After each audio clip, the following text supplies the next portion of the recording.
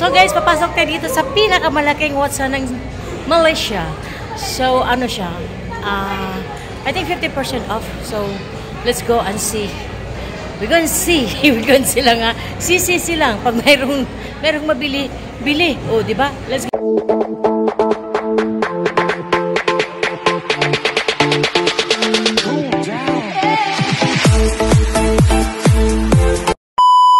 Ayan guys. Napakalaki ng Watson nila guys. So mamili tayo dito lahat. Meron mga facial mask, hair care, bath. Yan, yung mga supplement, meron siyang makeup. So, let's go and find Maybelline. Naghanap po siya ako ng magandang lipstick, no? Ayan, may na-shopping si Inday Sheila, oh. Pinakyaw niya yung Watson. Pinakyaw ang Watson. Ayan, may umiiyak. Punta tayo sa baba kasi meron doong mga may mga damit-damit doon. Tsaka yung mga sapatos.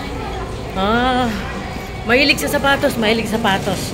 So, tingin tayo doon. Mga sapatos. Mura lang, oh. 29 ringgit, oh.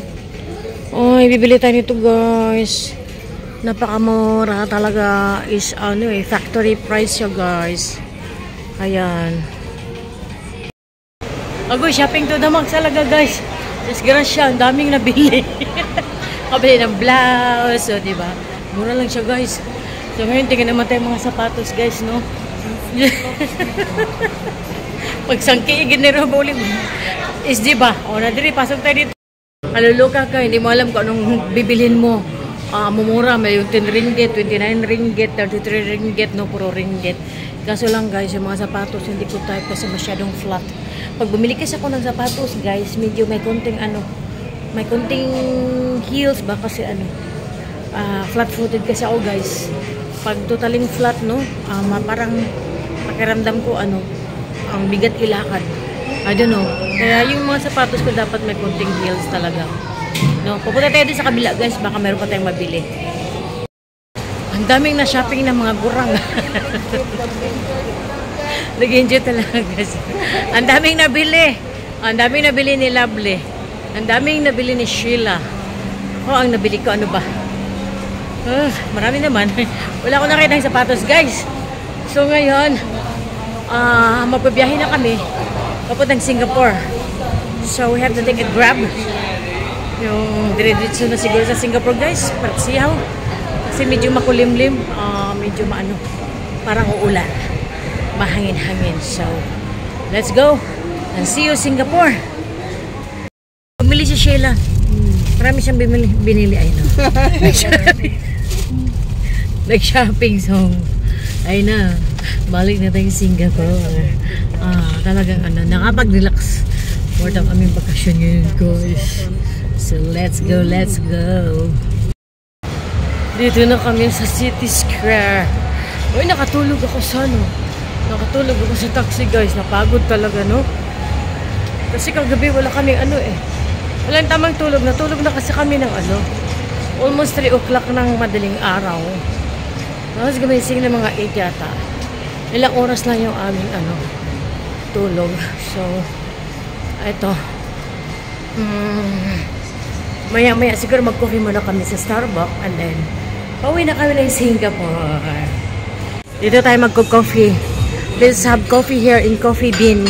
Kasi crowded sa Starbucks, guys. Ayan lang. Babalik ka rin. Babalik ako doon. Masarap mamili kasi talagang napakamura. Talagang babalik. Kasi nakatulog kami, guys.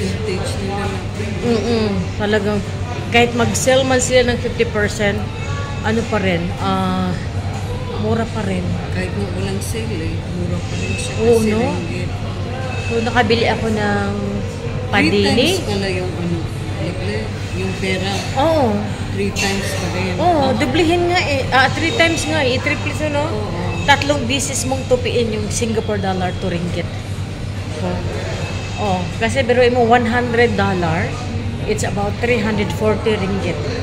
So di ba? Kaya ang dami talagang mabili, guys. Worth na worth talaga. Yung yung pinapalit kong pera, mayroon pa akong sobra eh.